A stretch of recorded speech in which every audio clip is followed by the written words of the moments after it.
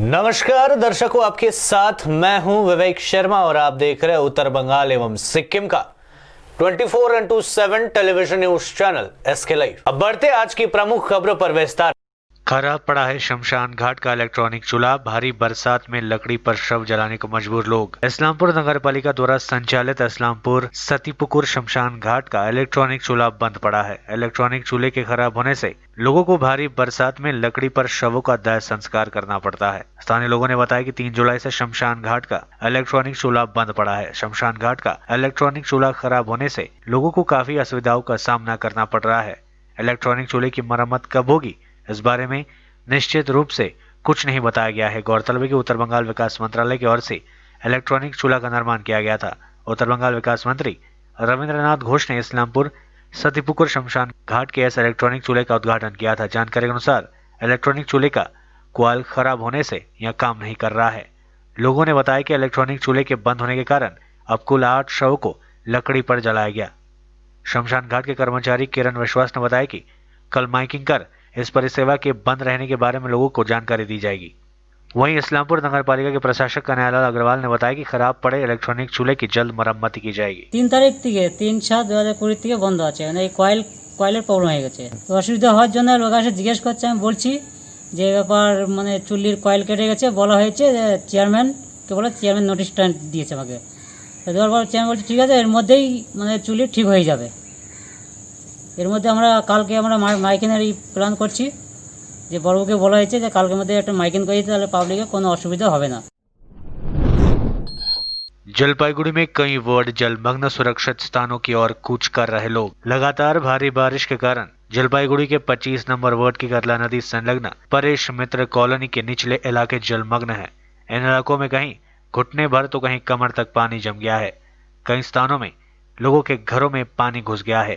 हजारों लोग घरों में कैद है। वहीं दूसरी ओर कुछ लोग सुरक्षित स्थानों की ओर कूच करना शुरू कर दिए है।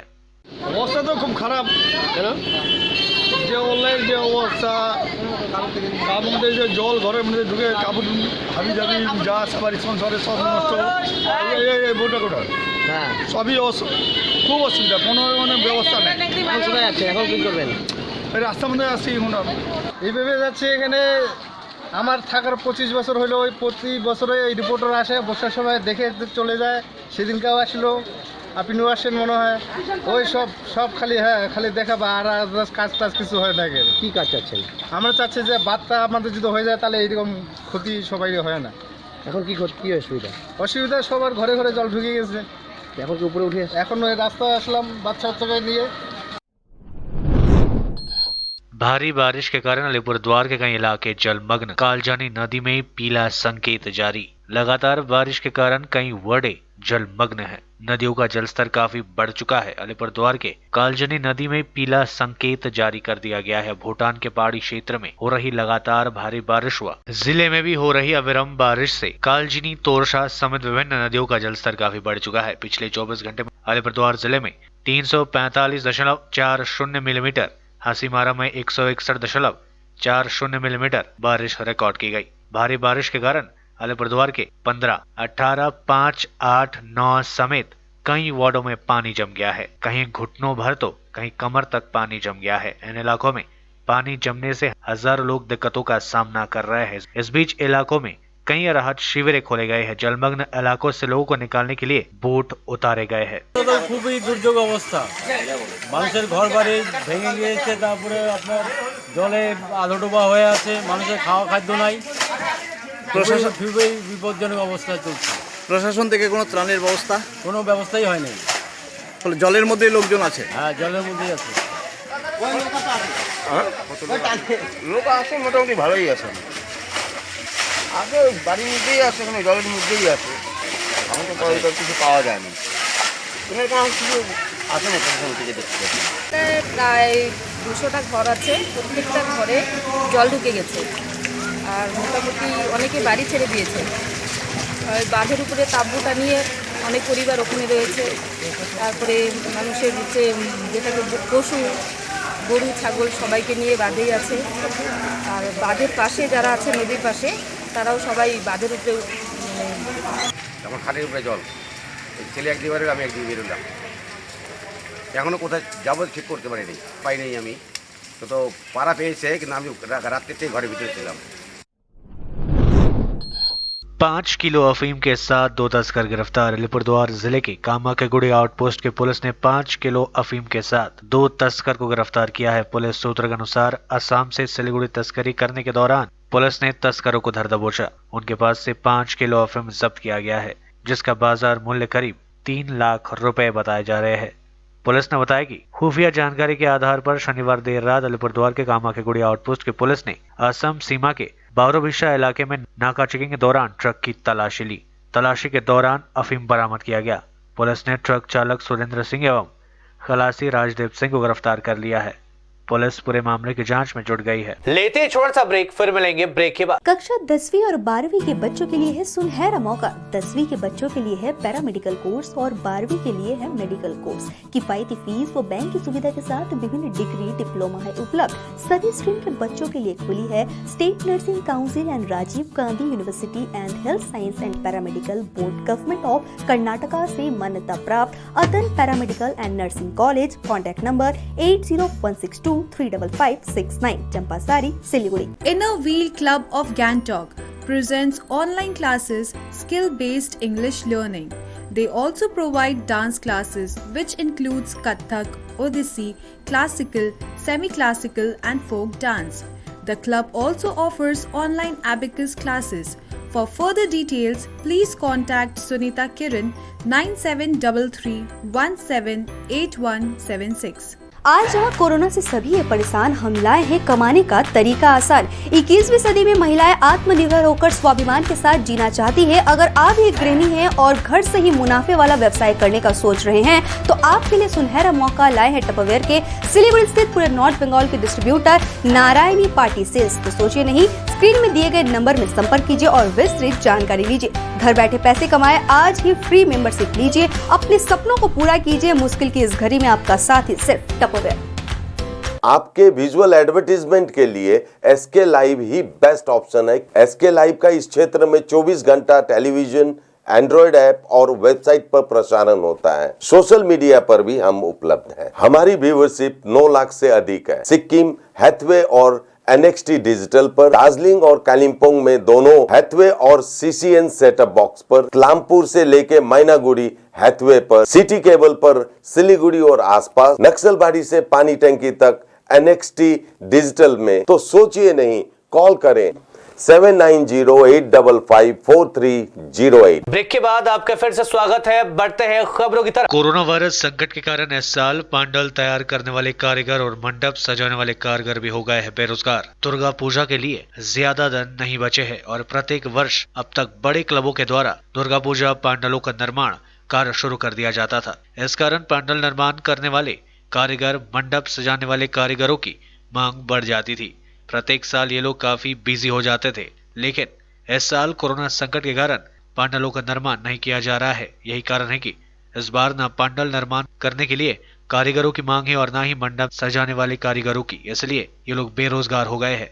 कोरोना संकट के कारण मूर्तिकार भी काफी उदास है, क्योंकि बड़ी मूर्तियों की डिमांड इस बार नहीं है। छोटी छोटी मूर्तियां बनाई जा रही है। আপনার নাম? রঞ্জিত কুমার রায়। আমাদের পুজোর কাজের কোনো খবরই এখনও আমাদের কাছে হয়নি। অন্যান্য বছর আমাদের এই সময় আমাদের পুজোর কাজ আরম্ভ হয়ে যায়, কিন্তু করোনা পরিস্থিতির জন্য আমাদের এখন খুব সংকট অবস্থা। কোনো 4 মাস যাবৎ আমরা একদম ঘরে বসে আছি। আমাদের লেবার মিস্ত্রিদের তাদেরও সমস্যা, আমাদেরও খুব সমস্যা চলছে। আমাদের বিদ্রোহী কাজ করতাম, অমলাচে গৌতম পালে কাজ করতাম, মিটারে অমলাচে কাজ করতাম। বিদ্যুৎ আমাদের আগেই না করে দিয়েছে, এবার তারা প্যান্ডেল লাইট টাইট কিছুই করবে না। যাদের 50 বছর ছিল, কিন্তু তারা কোনো অনুষ্ঠানই করোনার জন্য করবে না, করে দেবে মন্দিরে। প্রচণ্ড ক্ষতির মুখে আমরা পড়ে গেলাম। হবে এখন আমরা নিজেরাই চলতে পারবো না, এরকম অবস্থা। अलीपुरद्वार जिले में कोरोना वायरस के 11 नए मामले सामने। अलीपुरद्वार जिले में बड़ी तेजी से कोरोना अपना पैर पसार रही है। अलीपुरद्वार जिले में रविवार को कोरोना के 11 नए मामले सामने आए। अलीपुरद्वार जिला स्वास्थ्य विभाग के अनुसार अलीपुरद्वार जिले में 11 नए कोरोना के मरीज पाए गए। ये सभी अलीपुरद्वार जिले के विभिन्न ब्लॉकों के रहने वाले हैं।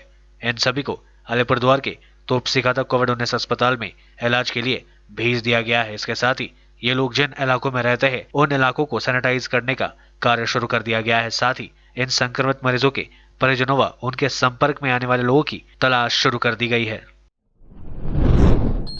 रायगंज पहुंचे भाजपा के विधायक तथा युवा मोर्चा के अध्यक्ष सौमित्र खान ने मुख्यमंत्री ममता बनर्जी और अभिषेक बनर्जी पर जमकर बोला हमला, बताया कोरोना वायरस। जिस प्रकार से पूरी दुनिया कोरोना वायरस से आक्रांत है, उसी प्रकार पश्चिम बंगाल के लोग भी ममता बनर्जी नामक कोरोना वायरस से उससे भी ज्यादा परेशान है।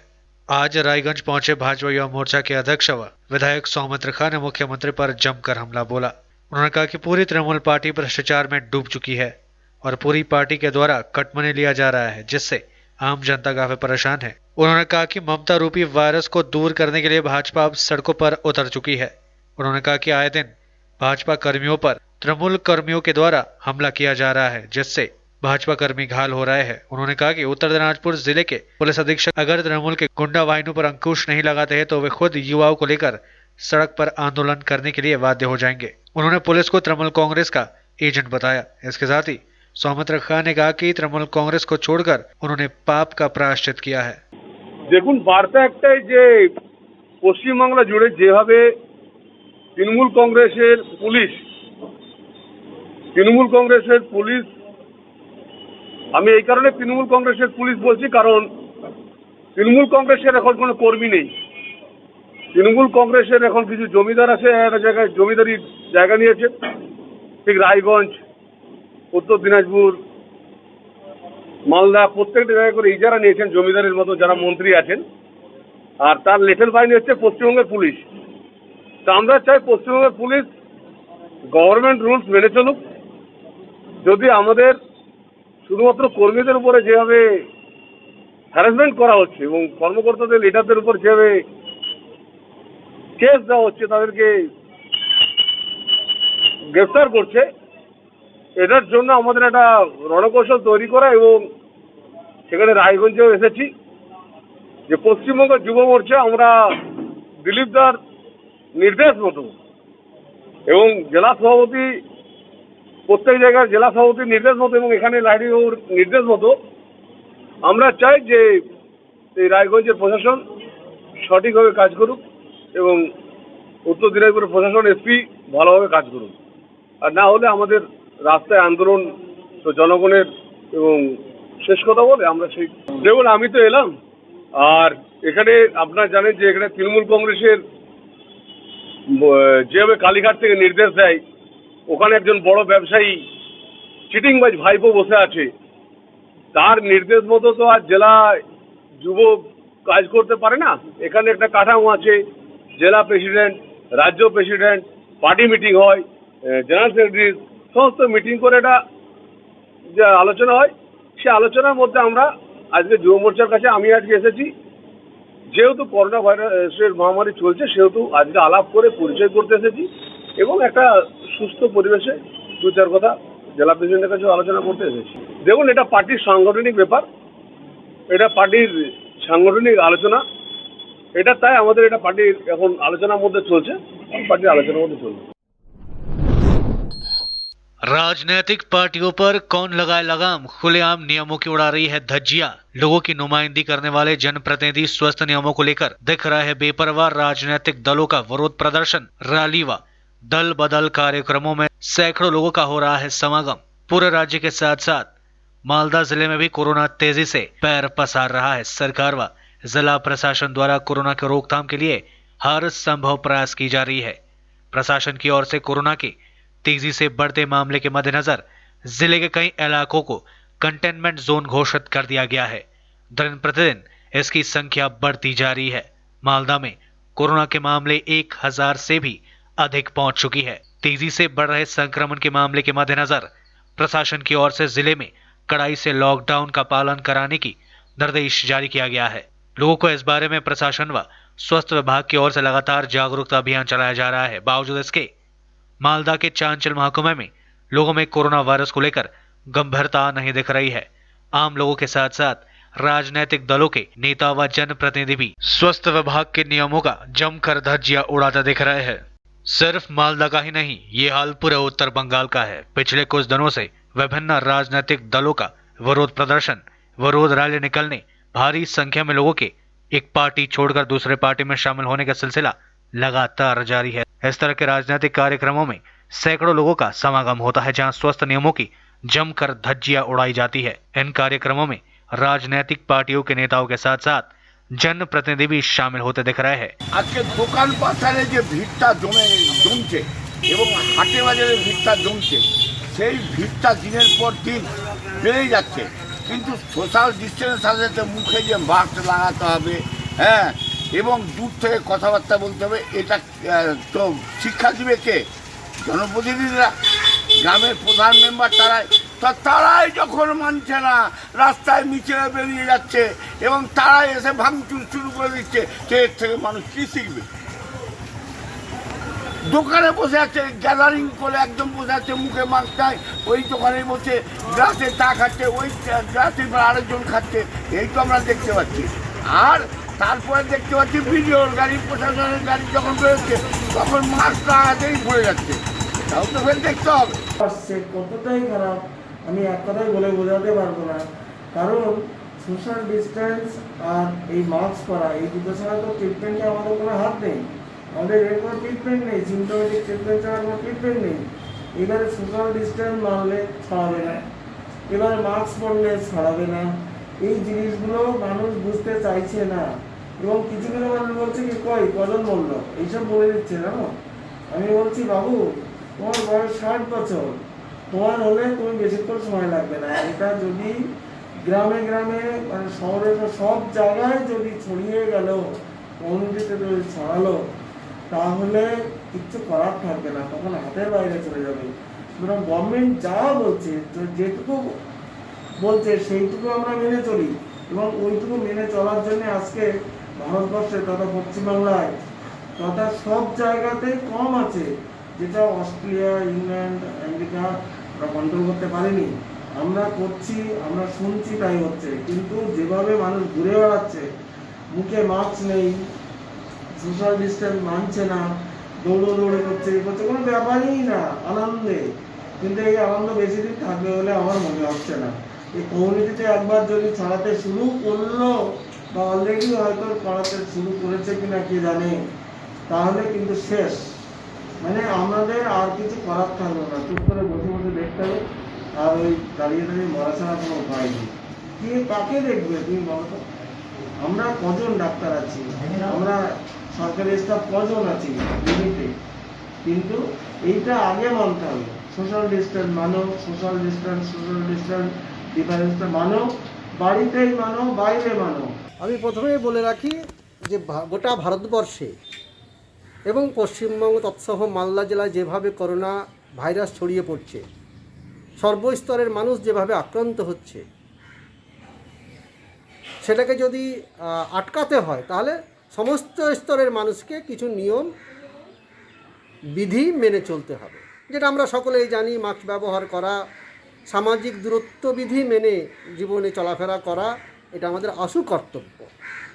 কিন্তু খুব দুঃখের সঙ্গে আমরা লক্ষ্য করছি, সাধারণ মানুষ কিছু যেমন হয়তো এক্ষেত্রে অবহেলা করছে, তাদের হয়তো চেতনার অভাব আছে, কিন্তু বিভিন্ন রাজনৈতিক দলের যারা সচেতন নেতৃত্ব বা জনপ্রতিনিধি, যাদের এই করোনা মোকাবেলায় সামনের থেকে লড়াইয়ে নেতৃত্ব দেওয়ার কথা, তারা তাদের নিজেদের দলের বিক্ষোভ কর্মসূচি বা বিভিন্ন রকম কর্মসূচি করতে গিয়ে নেতারাই এবং তাদের কর্মীরাই সামাজিক দূরত্ব বিধি মানছে না। অনেকেই আবার মাস্ক পর্যন্ত ব্যবহার না করেই সেই সমস্ত কর্মসূচিতে অংশগ্রহণ করছে। জনপ্রতিনিধি বা বিভিন্ন রাজনৈতিক দলের নেতৃত্বরাই যদি এটা না মেনে চলেন, তাহলে সাধারণ মানুষের কাছে এটা একটা নেগেটিভ বার্তা যায়। আমি অনুরোধ করব বিভিন্ন দলের রাজনৈতিক যারা নেতা আছেন, সেটা আমি কোনো দলকেই বিশেষভাবে বলছি না, সমস্ত দলের রাজনৈতিক নেতৃত্ব যেন রাজনৈতিক কর্মসূচি গ্রহণের ক্ষেত্রে যেন তারা নিজেরা আগে সামাজিক দূরত্ববিধি এবং মাস্ক ব্যবহার করেন এবং তাদের যারা কর্মী আছেন তাদেরকে ব্যবহার করার জন্য নির্দেশ দেন। তাতে করে করোনা মোকাবেলা আমাদের অনেকটা সহজ হবে এবং সাধারণ মানুষের কাছে একটা ভালো বার্তা যাবে। आसाम में बाढ़ से 6 लाख से ज्यादा लोग हुए प्रभावित, 2 और लोगों की हुई मौत, अब तक जा चुकी है 66 लोगों की जान। आसाम के 20 जिले बाढ़ की चपेट में आ गए हैं, जिससे राज्य में 6.02 लाख लोग प्रभावित हो चुके हैं और 2 और व्यक्तियों की मौतें हो गई है। आपदा प्रबंधन प्राधिकरण ने यह जानकारी दी। असम राज्य आपदा प्रबंधन प्राधिकरण ने एक बुलेटिन में बताया कि कोकराझार में एक व्यक्ति की, धुबरी में एक व्यक्ति की मौत हो गई। राज्य में बाढ़ के चलते जान गंवाने वालों की संख्या 66 हो गई है। प्राधिकरण के अनुसार बाढ़ की सबसे अधिक मार धेमाजी जिले पर पड़ी है, उसके बाद बारपेटा और लखीमपुर है। बाढ़ से प्रभावित अन्य जिले चराईदेव, विश्वनाथ, बक्सा, नलबारी, चिराग, बोंगईगांव, कोकराझार, ग्वालपारा, मोरीगांव, नवगांव, गोलाघाट और 3 सुखिया है। राज्य में 1109 गांव जलमग्न हो चुके हैं और 46,082 हेक्टेयर क्षेत्र की फसल डूब गई है। ब्रह्मपुत्र कई स्थानों पर खतरे के निशान से ऊपर बह रही है। भारी बारिश के कारण सिलीगुड़ी के कई इलाके जलमग्न, नदियां उफान पर। बिजली का खंभा गिरने से मकान क्षतिग्रस्त, 3 लोग जख्मी। पूरे उत्तर बंगाल के साथ साथ सिलीगुड़ी में भी हो रही लगातार भारी बारिश ने लोगों का जनजीवन अस्त व्यस्त कर रखा है। कल रात हुई भीषण बारिश के कारण सिलीगुड़ी नगर निगम के कई वार्ड जलमग्न है। कई इलाकों में लोगों के घरों तक पानी घुस गया है। इन इलाकों में लोग घरों में कैद है। शहर के फुलबाड़ी डाबग्राम के कई इलाके पूरी तरह से जलमग्न हो गए हैं। इस इलाके के 50 से अधिक परिवार गृहबंदी है। फुलबाड़ी 2 नंबर ग्राम पंचायत के नीपानिया गांव में भारी जल जमाव देखा जा रहा है। वहीं उत्तर शांतिनगर इलाके में पेंगानी पाड़ा में लगातार बारिश से कल रात एक घर की दीवार ढह गई। साथ ही बिजली के 2 खंभे टूटकर गिरने से घर क्षतिग्रस्त हो गया। इस घटना में 3 मकान क्षतिग्रस्त हो गए हैं, 2 लोग जख्मी बताए जा रहे हैं। दूसरी ओर भारी बारिश से सिलीगुड़ी व उसके आसपास के सभी छोटी बड़ी नदियां उफान पर है। शहर के मध्य से गुजरने वाली महानंदा नदी का भी जलस्तर काफी बढ़ने से आसपास के लोग आतंकित है। तो आज के लिए बस इतना ही और मुझे दीजिए इजाजत और देखते रहिए SK लाइव, आपका समय आपकी खबर। धन्यवाद।